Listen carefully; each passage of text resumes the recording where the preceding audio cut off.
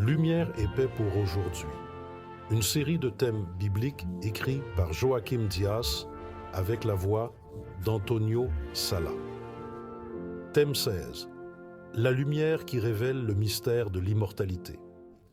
Mais selon son dessein et selon la grâce qui nous a été donnée en Jésus-Christ avant les temps anciens et qui a été manifestée maintenant par l'apparition de notre Sauveur Jésus-Christ, qui a détruit la mort et a mis en lumière la vie et l'immortalité par l'Évangile. Deuxième épître à Timothée 1, 9, 10.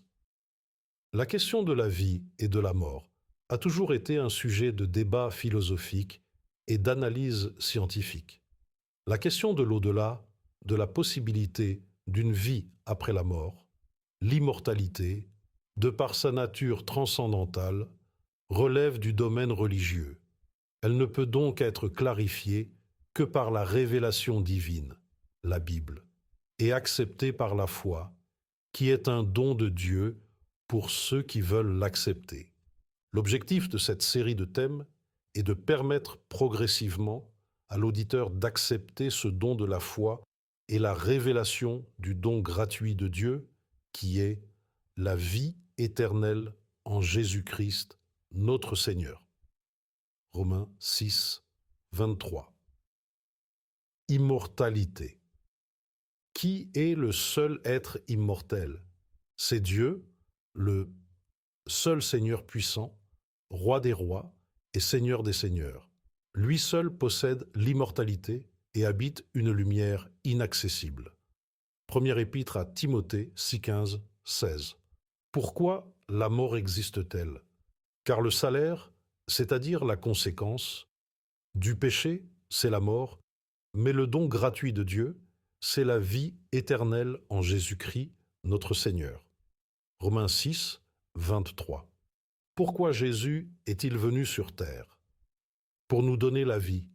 Je suis venu afin que les hommes aient la vie et qu'ils l'aient en abondance.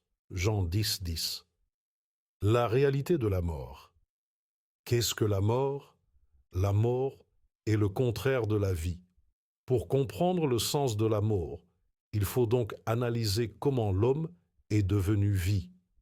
Quelle matière Dieu a-t-il utilisée pour former l'homme? La poussière de la terre. Dieu forma l'homme de la poussière de la terre. Il souffla un souffle dans ses narines, et l'homme devint un être vivant.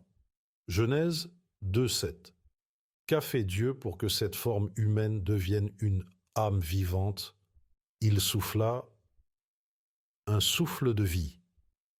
Genèse 2, 7. Quelles sont les deux choses qui se produisent lorsqu'un homme meurt? La poussière retourne à la terre, comme elle y était, et l'esprit retourne à Dieu qui l'a donné. Par conséquent, l'homme n'a pas d'âme. C'est un être vivant, tant qu'il est en vie. Au moment de la mort, l'homme subit le contre-coup de ce qui lui est arrivé lorsqu'il a reçu la vie. Le corps redevient poussière, et l'esprit, c'est-à-dire le souffle de vie, retourne à Dieu qui l'a donné. Ecclésiaste 12, 7. Les morts savent-ils ce qui se passe sur terre? Ont-ils des sentiments ou la sagesse d'agir? Non, car les vivants savent qu'ils mourront, mais les morts ne savent rien. Même ton amour, ta haine et ton envie ont péri. Par conséquent, tout ce que ta main trouve à faire, fais-le. Car dans le séjour des morts, où tu vas, il n'y a ni travail, ni industrie, ni science, ni sagesse. Ecclésiaste 9, 5, 6 et 10. Les défunts peuvent-ils louer Dieu? Les morts ne louent pas l'Éternel. Psaume 115, verset 17. À quoi la mort est-elle comparée dans la Bible? À un sommeil? Ainsi parle Jésus. Lazare, notre ami, dort, mais je le réveillerai de son sommeil. L'apôtre Paul fait la même comparaison. Je ne veux pas que vous soyez dans l'ignorance au sujet de ceux qui dorment. Comme les autres, qui n'ont point d'espérance. Jean 11, 11-14. Première épître aux Thessaloniciens 4, 13. La résurrection. Les morts ressusciteront-ils? Vos morts revivront, vos morts ressusciteront. Ésaïe 26, 19. Combien de temps les justes déjà morts resteront-ils dans la tombe? Jusqu'à la venue du Christ, car le Seigneur lui-même descendra du ciel, et les morts, en Christ, ressusciteront d'abord. Première épître aux Thessaloniciens 4, 16, 17. Dans quelles conditions et dans quelle nature ces morts ressusciteront-ils? Les morts ressusciteront incorruptibles, et nous serons transformés, car il faut que ce corps corruptible revête l'incorruptibilité, et que ce corps mortel revête l'immortalité. Première épître aux Corinthiens 15, 52-54. Le mensonge et la vérité satanique. Quel mensonge? Le médium de Satan, le serpent, a-t-il proféré à Ève si elle n'obéissait pas à Dieu? Alors le serpent dit à la femme, « Tu ne mourras point. Tes yeux s'ouvriront et tu seras comme Dieu. » Genèse 3, 4, 5. Quelle vérité empoisonnée Satan a-t-il dit?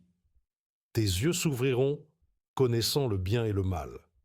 Dieu ne désirait pas que l'homme connaisse le mal, mais, par sa désobéissance, il a connu et subi le mal avec toutes ses conséquences inhérentes au péché. Genèse 3, 5. Quel est le point de vue de Dieu sur les pratiques de ceux qui tentent de communiquer avec les morts? Une abomination. Parmi vous, il ne se trouvera ni devin, ni de pronostiqueur, ni de magicien, ni d'enchanteur, ni personne qui consulte les esprits, ni de magicien, ni personne qui interroge les morts. Quiconque fait une telle chose est en abomination à l'Éternel. Deutéronome 18, 9-12. Une certitude réconfortante. Dieu souhaite-t-il la mort de quelqu'un? Non. Je suis vivant, dit l'Éternel. Je ne désire pas la mort du méchant, mais qu'il se convertisse et vive. Ézéchiel 33, 11. Quelle invitation Dieu nous adresse-t-il? Choisis la vie afin que tu vives, toi et ta descendance. Deutéronome 30, 15-19. Dans quelle mesure devrions-nous en être certains? Nous avons un Rédempteur, car je sais que mon Rédempteur est vivant et qu'il se lèvera enfin sur la terre. Je le verrai moi-même, et mes yeux, et personne d'autre, ne le verra. Job 19, 25-27. Quand obtiendrons-nous l'immortalité? Au retour de Jésus, car si nous croyons que Jésus est mort et qu'il est ressuscité, Dieu ramènera avec lui ceux qui sont morts en Christ. Mais maintenant, Christ est ressuscité des morts, prémisse de ceux qui sont morts, car il faut que ce corps corruptible revête l'incorruptibilité, et que ce corps mortel revête l'immortalité. Première épître aux Thessaloniciens 4,14. Première épître aux Corinthiens 15-20, 53. Conclusion, Dieu est le seul être immortel. La mort, qui est la cessation de la vie, est apparue comme une intrusion dans l'expérience humaine à cause du péché qui est une désobéissance à la loi de Dieu. Par le péché, l'homme est devenu mortel. Mais Dieu veut et a rendu possible l'immortalité pour les êtres humains. La vie éternelle, heureuse dans la communion de Dieu et de toute sa création harmonieuse et parfaite, est garantie. C'est pourquoi Jésus est venu humblement, souffrant des conséquences du péché, mais obéissant jusqu'à la mort sur la croix. Il a souffert la mort pour nous donner la vie, car il est ressuscité, est monté au ciel et reviendra pour donner la vie en abondance. l'immortalité. Sa résurrection est la garantie de notre résurrection en tant qu'êtres immortels. La seule condition est que nous acceptions sa mort expiatoire comme substitut à la mort éternelle que nous méritons.